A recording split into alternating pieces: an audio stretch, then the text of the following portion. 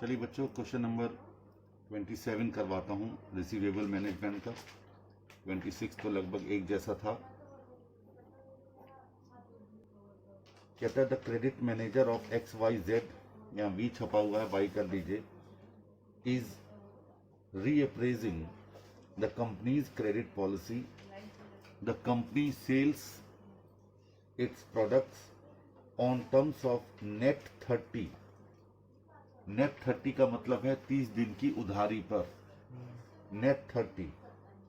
Cost of goods sold is 85% of sales and fixed cost are further 5% of sales. यानी कि fix cost are further यानी और आगे है सेल्स की 5%। XYZ classifies its customers on a scale of 1 to 4, यानी 1 से लेके 4 तक के रैंक देती है ये कंपनी अपने कस्टमर्स को। During the past 5 years the experience was as under. 1 से लेके 4 तक का क्लासिफिकेशन है। Default as a percentage of sales 0%, ये पहली कैटेगरी में रखा गया, यानी उन्होंने सेल्स में कोई डिफॉल्ट नहीं किया। Average collection period in days for non defaulting accounts 45 दिन का इनका नॉन डिफॉल्टिंग अकाउंट्स का एवरेज था कलेक्शन पीरियड। सेकंड, दो जो परसेंट थी डिफॉल्ट यानी बैड डेट्स की, वो 42 दिन था। तीसरी कैटेगरी में 10% बैड डेट्स थे, वो 40 दिन था। चौथी कैटेगरी में 20% बैड डेट्स थे, जो 80 दिन का एवरेज कलेक्शन पीरियड था। The average rate of interest is 15%। What conclusion do you draw about the company's credit policy? आपको कंपनी की क्रेडिट पॉलिसी के बारे में बताना है कि कौन सी अच्छी है। अब जरा देखिए ध्यान से, कम से कम ऊपर की 5 लाइनें 6 लाइनें छोड़ दीजिए, ऊपर लिख दीजिए स्टेटमेंट शोइंग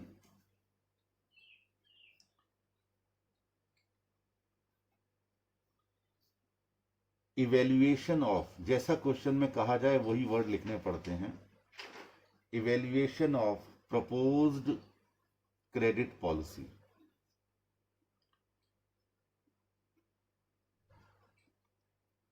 ठीक है, चलिए अब 6 लाइनें छोड़ दीजिए, इसके बाद वर्किंग नोट तैयार करते हैं।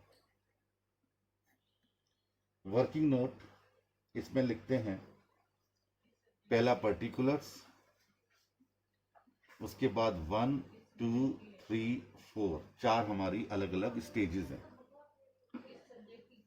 सबसे पहले वेरिएबल कॉस्ट कितनी थी?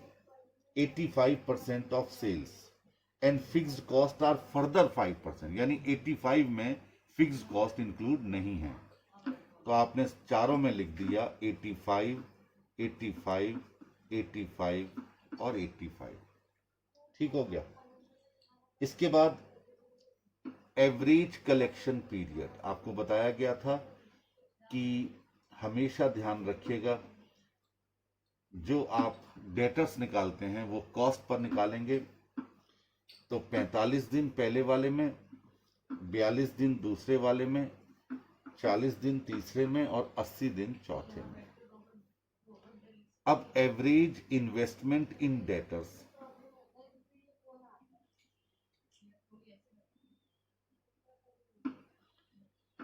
$85 वेरिएबल कॉस्ट थी, 45 दिन का एवरेज कलेक्शन पीरियड है। बताइए कितने दिन तक रहता है इसमें इन्वेस्टमेंट, कितना इन्वेस्टमेंट रहता है average, on an average in debtors?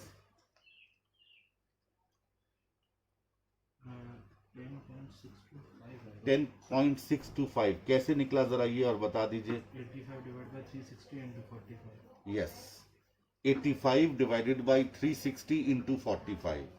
ऐसे ही 85 डिवाइडेड बाई 360 इंटू 42 कितना आया?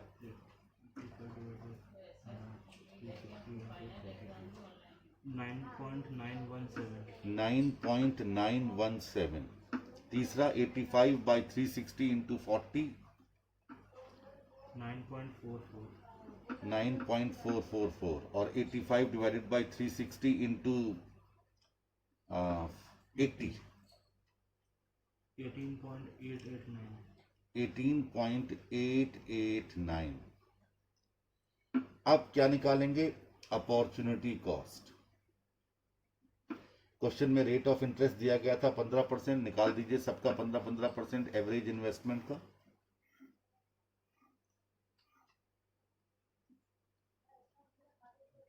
$1.594, हाँ. दूसरे का 1.487, तीसरे का 1.417 और चौथे का 2.833। ये आपकी अपॉर्चुनिटी कॉस्ट आ गई। ठीक है जी।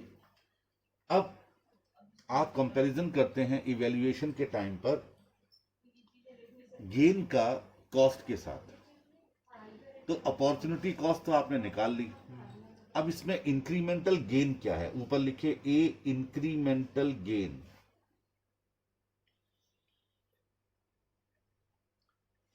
बताइए क्या हो सकता है इंक्रीमेंटल गेन?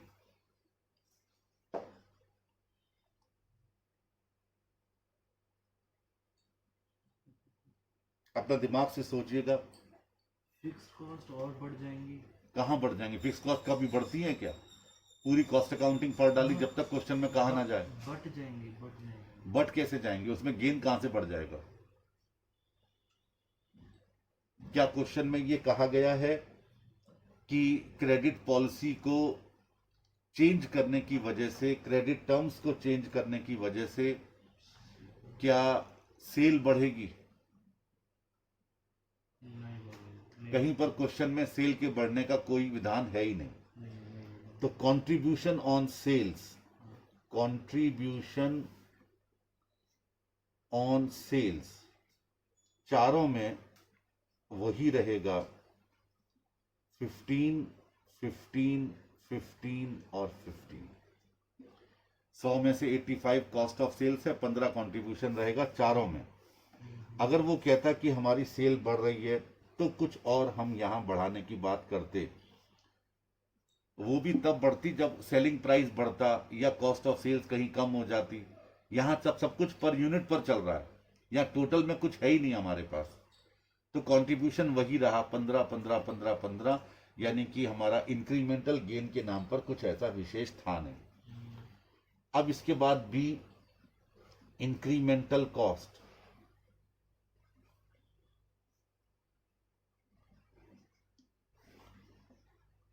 इंक्रीमेंटल कॉस्ट क्या है? सबसे पहले बैड डेट्स लॉसेस।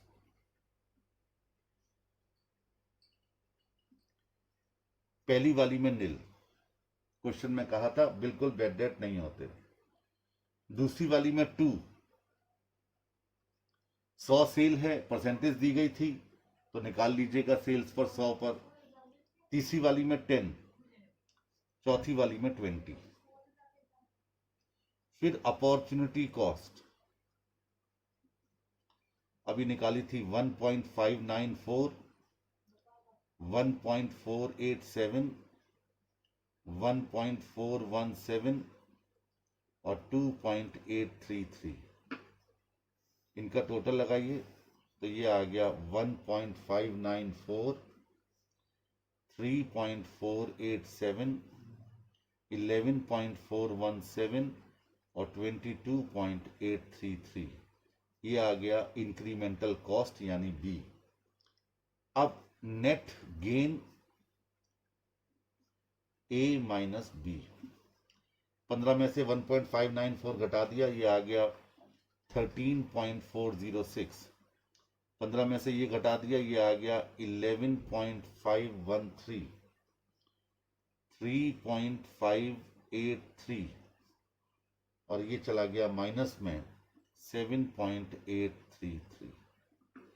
अब यहां गौर कीजिए, जैसे जैसे हम अपनी एवरेज कलेक्शन पीरियड बढ़ाते जा रहे हैं, 40 का 45 का 42 किया, 40 किया, 80 किया, वहां पर हमारा गेन यहां लगातार कम हो रहा है। खाली 45 दिन पर क्या है, यहां पर सबसे ज्यादा हमारा इंक्रीमेंटल गेन आया है। अब लिखिए जरा कंक्लूजन।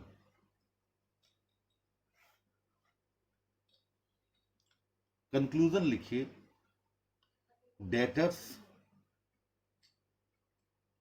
डू नॉट पे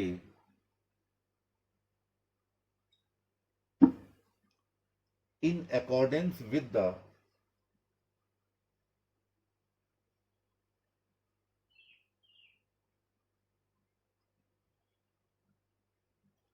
terms of credit allowed to them.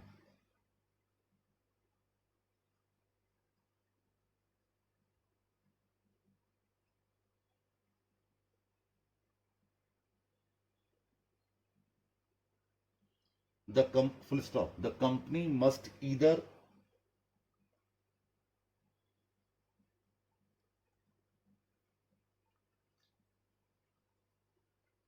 increase its collection efforts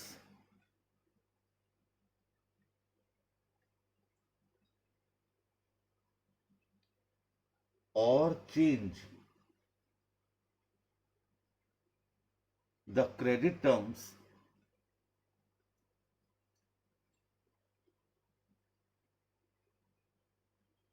to be sure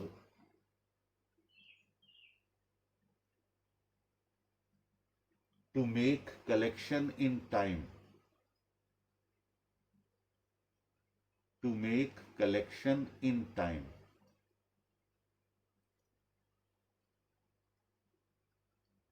अब ऐसे क्यों हमने निकाला? दरअसल जब 45 दिन का कलेक्शन पीरियड था तो हमारा सबसे ज्यादा नेट गेन हो रहा था, ठीक है। अब हमने 42 किया यानी कम किया तो ये गेन कम हो गया, चलो ये भी बात ठीक है। फिर हमने और कम कर दिया तो गेन और कम हो गया। इसका मतलब अगर हम एवरेज कलेक्शन पीरियड कम की तरफ जा रहे हैं तो हमारा गेन और कम हो रहा है। फिर हमने बढ़ा दिया तो ये माइनस में चला गया, यानी कोई एक रास्ता हमें नजर आ ही नहीं रहा है। 45 का 42-40 किया तो भी गेन कम हुआ और 45 का 80 कर दिया तो भी गेन माइनस में चला गया। इसलिए कोई एक सिस्टमैटिक वे इसमें नजर नहीं आया कि आखिर कंपनी को अपना एवरेज कलेक्शन पीरियड बढ़ाना चाहिए या घटाना चाहिए। जैसे कंपनी ने 30 दिन कह दिया था अभी कि 30 दिन करना चाहती है, तो यहां पर जो 2 बार घटाया गया उसमें गेन कम और हो गया और ड्रास्टिकली कम हुआ है। तो आखिर कंपनी क्या करे? इसका मतलब डेटर्स टाइम पर अपना पेमेंट कर ही नहीं रहे हैं, उनके बीच में विरोधाभास है, अलग अलग कॉन्ट्राडिक्शन है। बढ़ा दें तब भी गड़बड़ हो रहा है, घटा दें तब भी गड़बड़ हो रहा है। तो इसीलिए कंपनी को अपना कलेक्शन पीरियड के बारे में सोचने के बाद पहले कलेक्शन के एफर्ट्स और अच्छे करने पड़ेंगे, तब जाकर के कंपनी के लिए ये बेटर रहेगा। ये था क्वेश्चन नंबर 27। अब 28 और करवाता हूं, क्योंकि ये जितना प्रैक्टिस आप करेंगे उतना आपको लाभ होगा। मुझे कोई दिक्कत नहीं है, मैं तो फैक्टरिंग शुरू करवा दूं और अपने काम से निश्चू हो जाऊं कि मेरा वर्किंग कैपिटल मैनेजमेंट हो गया। लेकिन कम से कम जितने एफर्ट्स आप करेंगे इन क्वेश्चंस को समझने के, उतना ज्यादा ये क्लियर होता चला जाएगा। अब इस क्वेश्चन में सेल बढ़ी नहीं तो कंट्रीब्यूशन हमको वही लेना पड़ा, 15-15-15-15। अगर सेल में कुछ और कहा जाता तो हम इंक्रीमेंटल गेन का नीचे वर्किंग नोट और बनाते, ठीक है। दूसरा, यहां पर टोटल यूनिट्स कितनी बेची गई वो दी नहीं गई तो 1 यूनिट पर लेना पड़ा। तो क्वेश्चन बार बार बदलता है। चलिए एक और क्वेश्चन करते हैं। 28 कौन सा है आपकी बुक में? ABC firm. ABC firm is considering to make certain relaxation in its credit policy. The ABC management has evaluated 2 new policies. From the following details, advise the ABC management which policy has to be adopted. कौन सी policy adopt करनी चाहिए? Annual credit sales at present 87.5 lakhs. Proposed credit sales under alternative 1, under alternative 2. अब देखिए यहां पर cell बढ़ रही है तो इसका मतलब यहां इंक्रीमेंटल गेन होगा और वो बढ़ी हुई सेल पर होगा। 105 लाख हो जाएगी और ये 118 लाख हो जाएगी। ठीक है। Account receivable turnover ratio and bad debts losses, 7 times account receivable turnover आज की डेट में है, 5.25 टाइम्स रह जाएगा और 4.2 टाइम्स रह जाएगा। इसका मतलब अकाउंट जो हमारे टर्नओवर हो जाते हैं रिसीवेबल्स वो कम हो रहे हैं 5.25 और 4.2 टाइम्स। क्या मतलब हुआ इस बात का? अगर टर्नओवर रेशियो हमारा कम हो रहा है तो इसका समझाने के लिए क्या कहोगे? हाँ, पेमेंट जल्दी नहीं आ रहा। पेमेंट जल्दी नहीं आ रहा। टर्नओवर रेशियो कम होने का मतलब है कि हमारे एवरेज डेटर्स ज्यादा बढ़े हुए हैं, इस वजह से पेमेंट जल्दी नहीं आ रहा है। ये धीमे धीमे टर्नओवर हो रहे हैं। अभी 7 बार हो जाते थे, अब 5.25 टाइम्स हो रहे हैं। यानी रेशियो एनालिसिस में जो आपने पढ़ा था कि जितना टर्नओवर रेशियो अधिक होगा उतना हमारे लिए बेटर है, और क्रेडिटर्स का एवरेज पेमेंट पीरियड जितना कम होगा उतना हमारे लिए ज्यादा बेटर है, हम उतने एक्टिव माने जाएंगे। 2.63 लैक्स। एक चीज और, आपकी शायद वो आरटीपी या प्रैक्टिस मैनुअल वो शायद आ गया उसके ऊपर, वो डाउनलोड कर लीजिएगा, उसके प्रिंट आउट ले लीजिएगा और उसमें क्वेश्चन भी करने हैं, उसमें से भी काफी कुछ एग्जाम में आ जाता है। 2.63 लैक्स का बेड डेट लॉस था, अब 5.25 लाख का हो गया। ये अच्छा है, परसेंटेज में ना दे करके सीधा अमाउंट में दे दिया तो हम माइनस करके आराम से निकाल सकते हैं। और 7.88 लाख हो गया। The ABC is required to give a return over 30% on the investment in new account receivables. क्या मतलब है इस चीज का? 30% रिक्वायर्ड रेट ऑफ रिटर्न क्या निकालने में काम आएगा? इन्वेस्टमेंट जो अकाउंट रिसीवेबल है, ये अपॉर्चुनिटी कॉस्ट निकालने में काम आएगा। पढ़े लिखों वाली बात करो कि 30% जो दिया गया है ये एवरेज इन्वेस्टमेंट पर तो यूज होगा, लेकिन वो बात सही है, लेकिन आपको ये बोलना चाहिए this is the percentage of opportunity cost. चलिए, द पीवी रेशियो इज 30%, ये भी जरूरी था। पीवी रेशियो यानी कंट्रीब्यूशन रेशियो, क्योंकि आप इंक्रीमेंटल गेन में कंट्रीब्यूशन लिखते हैं, इंक्रीज इन कंट्रीब्यूशन, तो यहां पर पीवी रेशियो होना बहुत जरूरी था, जिससे आपको पता चलेगा। चलिए, अब सबसे पहले आप ऊपर की 6 लाइनें छोड़िए, बस हेडिंग डाल दीजिए, statement showing evaluation of credit policy.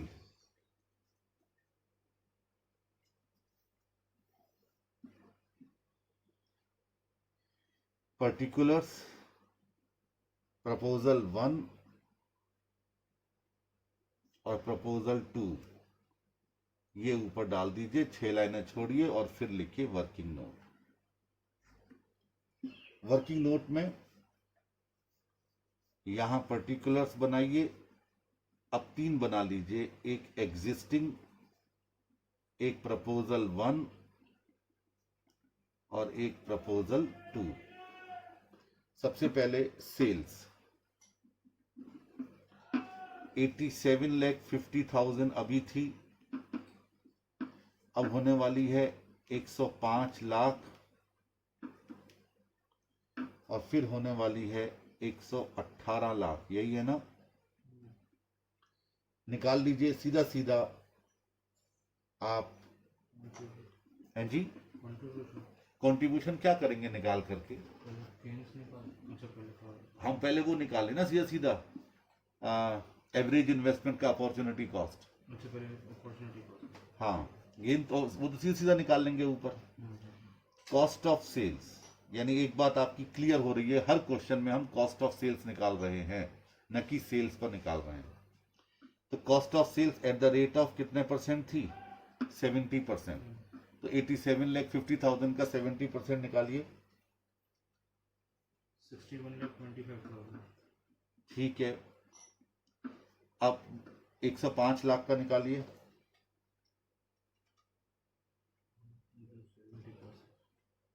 73,50,000.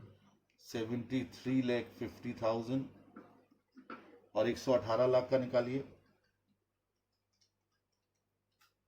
82,60,000.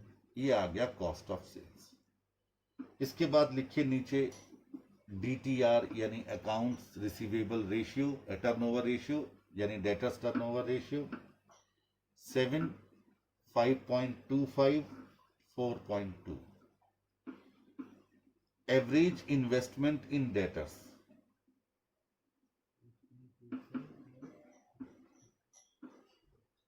61,25,000 divided by 7 कीजिए, That is 8,75,000. यानी 8,75,000 ऑन एन एवरेज हमारे डेटर्स रहते हैं। 73,50,000 में 5.25 कीजिए, 14,00,000. 14 lakhs। 82,60,000 में 4.2 कीजिए, 19,66,667. ये आ गया आपका एवरेज इन्वेस्टमेंट इन डेटर्स। अब या तो यहीं पर ही इंक्रीमेंटल निकाल लो या फिर अपॉर्चुनिटी कॉस्ट निकाल लो, उसके बाद इंक्रीमेंटल कर देंगे। Opportunity cost at the rate of 30%, 8,75,000 का 30%, 2,62,500। 14 लाख का 30%, 4,20,000। 19,66,667 का 30%, 5,90। अब इंक्रीमेंटल अपॉर्चुनिटी कॉस्ट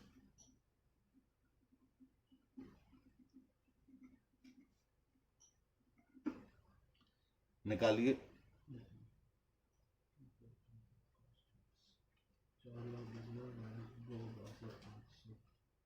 1,57,500. 157,500 ये प्रपोजल 1 की हो गई। प्रपोजल 2 3,27,500. 3,27,500, यानी अपने अपने प्रपोजल की एग्जिस्टिंग के साथ कंपैरिजन करते हैं। ये तो हो गया अपॉर्चुनिटी कॉस्ट जो इंक्रीमेंटल थी। अब ऊपर आ जाइए मेन क्वेश्चन में, लिखिए इंक्रीमेंटल गेन।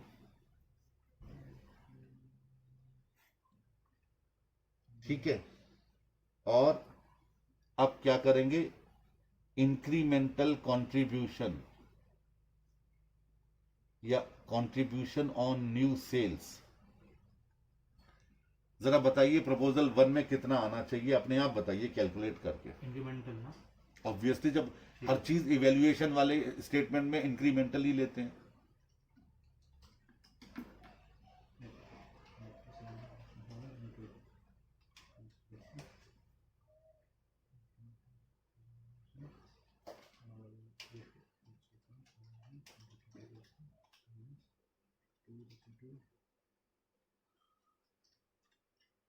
पाँच लाख 25,000 आएगा प्रपोजल 1 में। 5,25,000 आ गया प्रपोजल 1 में।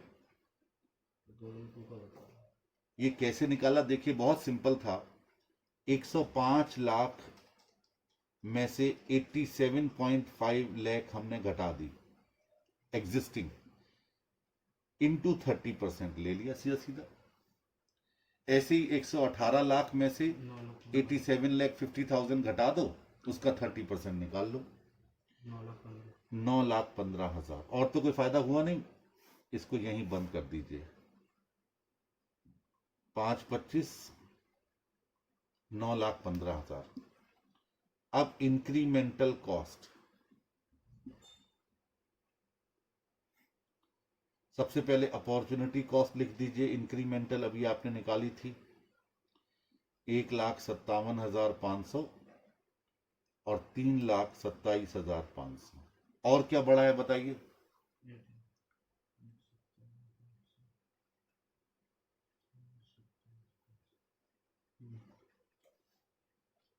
और उसके बाद फिर बैड डेट्स लॉसेस बढ़ गए। Bad debts losses, incremental bad debts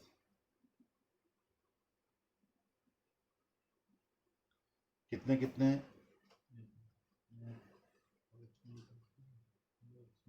2.5 2.62 पहले वाले में, मतलब 2,62,000। 2,62,000 और दूसरे वाले में 7.88 minus 2.60,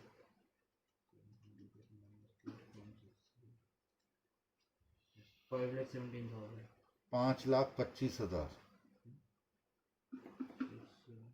हाँ 25। टोटल कर लीजिए।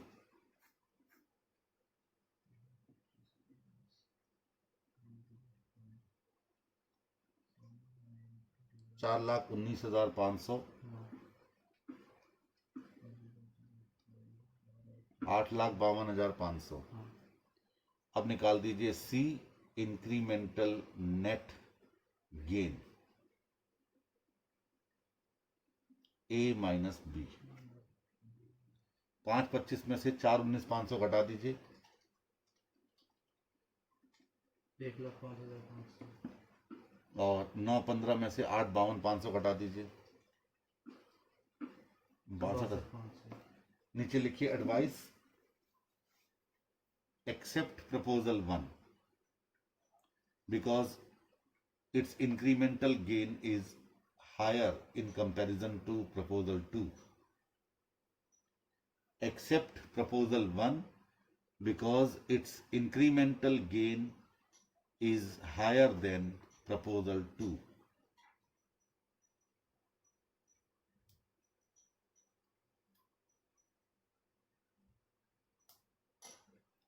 बस ये था क्वेश्चन नंबर 28। यानी लौट फिर के बात वहीं आ जाती है, सारी चीजें कहीं से भी घुमा के ले आइएगा, लौट फिर के हमें आना वहीं है। ये रिसीवेबल मैनेजमेंट के क्वेश्चन आने की बहुत पॉसिबिलिटी रहती है। वर्किंग कैपिटल पूरी निकालना, वो भी अच्छे क्वेश्चन थे स्टार्टिंग में जो आपने किए थे, लेकिन बच्चा उन्हीं में ही घूम जाता है, उसी में ही घूमता रहता है। और कहीं रिसीवेबल मैनेजमेंट और इसके बाद जो एक टॉपिक आएगा फैक्टरिंग, उसमें वो कंप्रोमाइज कर देता है। बस वही नहीं करना है आपको, वही एग्जाम में मैक्सिमम क्वेश्चन आएंगे, चाहे 5 नंबर का आए चाहे 10 नंबर का आए। चलिए मैं अगला ही क्वेश्चन करवा रहा हूं 29।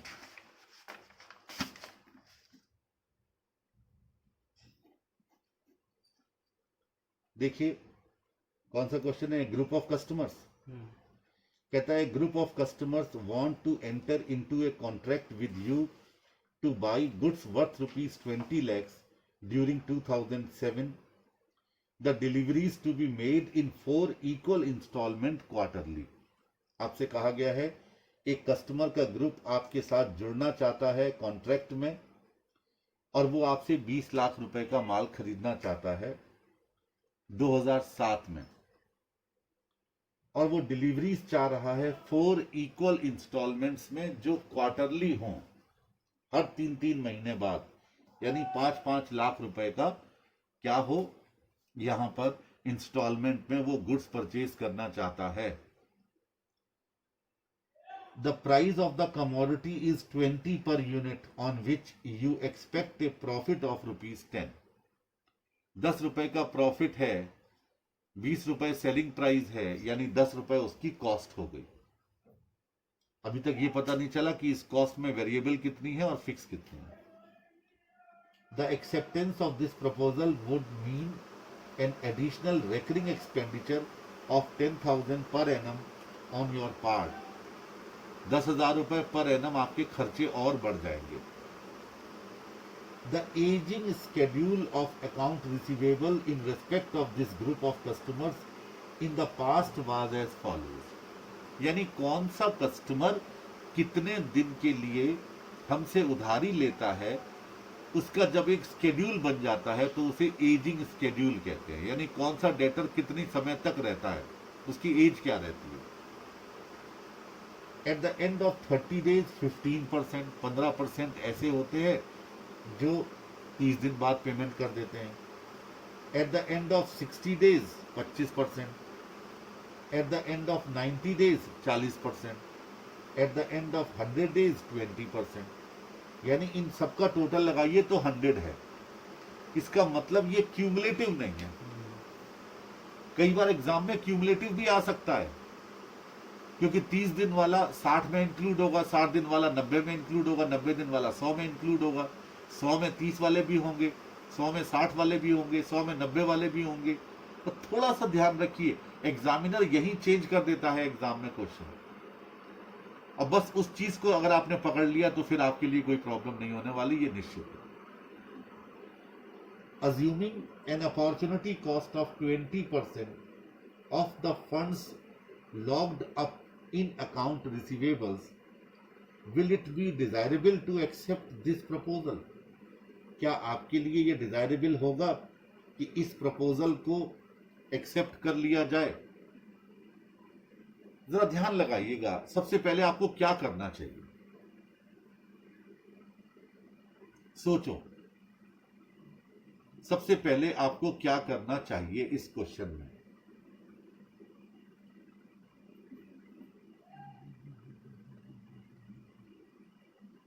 हमें ये पता करना चाहिए कि अब कोई डेटा टर्नओवर कितना है, कितनी दिनों तक ऑन एन एवरेज हमारा पैसा लगा रहता है। तो क्या करेंगे, इन सब का एजिंग शेड्यूल दिया गया है, इन सब का हम निकालेंगे एवरेज कलेक्शन पीरियड, तभी तो पता चलेगा। नहीं तो फिर तो क्वेश्चन बहुत बड़ा हो जाएगा। 15% हमें डेटर्स अलग करने पड़ेंगे, 25% अलग करने पड़ेंगे, 40% अलग करने पड़ेंगे, 20% अलग करने पड़ेंगे, सबकी अलग अलग एवरेज इन्वेस्टमेंट आएगा, तो सारा खेल ही खराब हो जाएगा। तो इसलिए एवरेज कलेक्शन पीरियड निकाल लीजिएगा। कैसे? ब्रैकेट खोलिए, 30 into 15% plus 60 into 25% plus 90 into 40% plus 100 into 20%।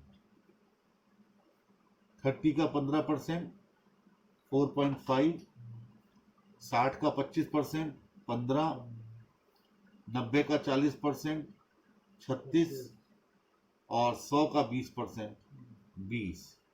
Total कर लीजिए 0.5, 4 5 9 6 15, 2 और 3 5 और 2 7, 75.5 डेज आ गया।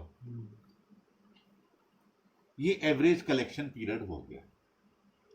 ठीक हो गया। बस अब लिखिए, सीधा सीधा मेन सॉल्यूशन पर आ जाइए। ये भी मेन सॉल्यूशन ही था, इसमें वर्किंग नोट नहीं था। ये statement showing evaluation of proposal, यहां एग्जिस्टिंग कुछ नहीं है, डायरेक्ट प्रपोजल का इवेल्युएशन करना है। सेल्स, आप इसको इंक्रीमेंटल सेल भी कह सकते हैं, 20 लाख की, लेस कॉस्ट 10 लाख। कैसे निकाला हमने? 20 lakh divided by 20 into 10, less कर दिया तो ये कितना बचा? 10 लाख का कंट्रीब्यूशन कह लो या प्रॉफिट कह लो। ठीक है, अच्छा 10 लाख का प्रॉफिट हमें एक्स्ट्रा बचा। अब इंक्रीमेंटल एक्सपेंसेस, सबसे पहले रेकरिंग एक्सपेंसेस अंदर के कॉलम में लिख लो 10,000, फिर बाहर इकट्ठे दिखा देंगे। और फिर दूसरा क्या आएगा, प्रथम बताओ। वो अभी हमने एवरेज कलेक्शन पीरियड निकाला ना, तो उसकी अपॉर्चुनिटी कॉस्ट आएगी ना। अपॉर्चुनिटी कॉस्ट जरा मुझे निकाल के बताओ कैसे आएगी। बहुत क्वेश्चन हो चुके हैं, अब तो आ जाना चाहिए।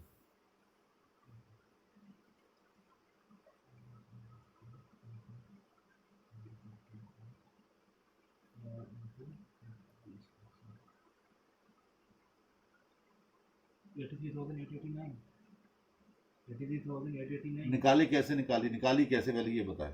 अच्छा, 20 लाख की सेल्स थी, डिवाइडेड बाय 360 इंटू 75.5। जिंदगी में कभी कुछ सीखना मत। अभी हर क्वेश्चन में कह रहा हूं कॉस्ट पर निकाली जाती है, फिर सेल्स पर निकाल रहे हो। हर क्वेश्चन में कॉस्ट पर निकाली। देखिए कौन सा क्वेश्चन है जिसमें कॉस्ट पर नहीं निकाली। 28वें क्वेश्चन में हमने 70% कॉस्ट पहले निकाली थी, इसी का टर्नओवर रेशियो निकाला था एवरेज इन्वेस्टमेंट में। उसके बाद 27वें क्वेश्चन में आ जाओ, वहां पर भी हमने वेरिएबल कॉस्ट 85 ली थी और उसी पर एवरेज इन्वेस्टमेंट इन डेटर्स निकाला था।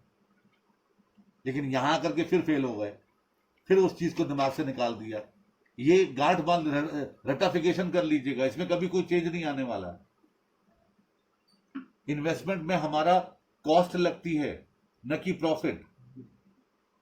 तो 10 lakh divided by 360 into 75.5 into 20%, 41,944। Less कर दिया आपने इसमें से 51,944, तो इंक्रीमेंटल गेन आ गया 9,48,056। ये हो गया नेट गेन। नीचे कंक्लूजन एडवाइस लिखे, the proposal should be accepted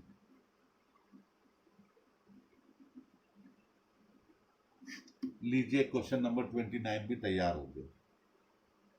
अब इस क्वेश्चन में नया क्या था, एजिंग स्केड्यूल दिया गया था, उसकी बदौलत हमने एवरेज कलेक्शन पीरियड निकाला। एक बात हमेशा ध्यान रखिए, अपॉर्चुनिटी कॉस्ट निकालने के लिए आपको एवरेज इन्वेस्टमेंट इन डेटर्स चाहिए होता है, और एवरेज इन्वेस्टमेंट इन डेटर्स हमेशा कॉस्ट पर निकाला जाएगा।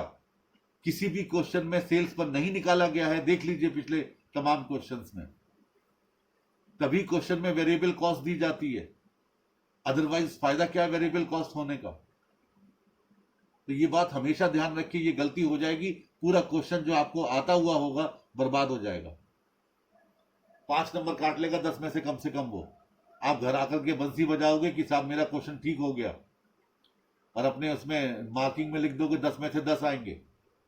जब रिजल्ट आएगा तो 5 ही रहेंगे उसमें। क्यों? कि आप सेल्स पर बेवकूफी कराए थे। और उससे क्या होगा कि आपका एडवाइस भी गलत हो सकती है। अब बड़ी सिंपल सी बात समझने की है कि हमारा पैसा किसमें लगता है, कॉस्ट में। प्रॉफिट तो हम कमा रहे होते हैं, उसमें पैसा कहां से लग जाएगा।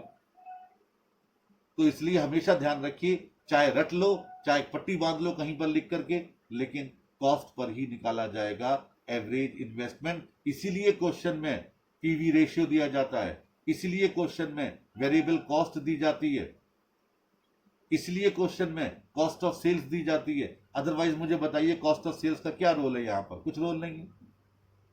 तो ये बात हमेशा ध्यान रखिए, 20 लाख पर अपॉर्चुनिटी कॉस्ट नहीं निकाली जाएगी, 10 लाख पर जो उसकी कॉस्ट है उस पर निकाली जाएगी। और चूंकि ये पूरे साल की थी 20 लाख की सेल, तो कॉस्ट भी 10 लाख पूरे साल की है। आपने 360 से डिवाइड किया, और हमारा एवरेज कलेक्शन पीरियड रहता है 75.5। और चूंकि ये 70, अच्छा अब आपके दिमाग में एक बात आएगी कि सर ये 10 लाख रुपए की आपकी अपॉर्चुनिटी कॉस्ट है, पूरे साल की है, आप खुद कह रहे हैं। बिल्कुल सही बात है। तो आपने इसी पर 20% क्यों नहीं निकाल दिया? आप इसको 75.5 डेज में लेकर के क्यों आए? क्योंकि ये सेल पूरे साल की है जरूर, लेकिन 1 जनवरी को नहीं बिक जाएगा सारा माल। ये माल पूरे साल में बिकता रहेगा, और डेटर्स में हमारा पैसा 75.5 डेज तक हमेशा लगा रहेगा। ये बात हमेशा ध्यान रखिएगा। ऐसा कभी नहीं होता कि आपका एक बार सेल हो गई और 75.5 डेज में पैसा मिल गया, उसके बाद जयराम जी की पूरे साल में कोई पैसा नहीं लगा हुआ है। ऐसा कभी नहीं होता। सेल तो थ्रू आउट द ईयर होती रहती है। तो इसका मतलब थ्रू आउट द ईयर हमारे डेटर्स बने रहेंगे, और जब through out the year debtors बने रहेंगे तो उसमें पैसा फंसा रहेगा हमारा। आप समझ रहे हैं ना? तो इसीलिए यहां पर आपको इसमें कितने दिन तक डेटर्स हमारे कलेक्ट हो पाते हैं उससे मल्टीप्लाई करके वो रकम निकालनी पड़ेगी कि इतनी रकम हमारे डेटर्स में इन्वेस्ट है, पूरे साल रहेगी। उसका 20% निकाल करके आपने अपॉर्चुनिटी कॉस्ट निकाल ली और उसको लेस कर दिया टोटल प्रॉफिट में से जो बचा वो हमारा नेट गेन हो गया। ये था क्वेश्चन नंबर 29। आगे भी मैं ये डिस्कशन करता रहूंगा और कल एक दो क्वेश्चन और करवा करके मैं इसके बाद फैक्टरिंग पर लेक्चर शुरू करूंगा। वो भी ऐसा ही टॉपिक है, बस वहां क्या होगा, वहां कोई कंपनी एक फैक्टर के माध्यम से, एक दलाल के माध्यम से अपने डेटर्स को, अपने रिसीवेबल्स को कलेक्ट करवाएगी।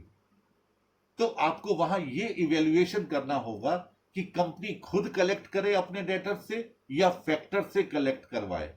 उसमें फिर आपको आंसर निकालना होगा, उसे कहते हैं फैक्टरिंग। वो रिसीवेबल मैनेजमेंट का ही एक पार्ट माना जाता है। अगले लेक्चर में उस पर डिस्कशन करूंगा, लेकिन अभी 2-3 क्वेश्चन इसके और करवाऊंगा। That's all.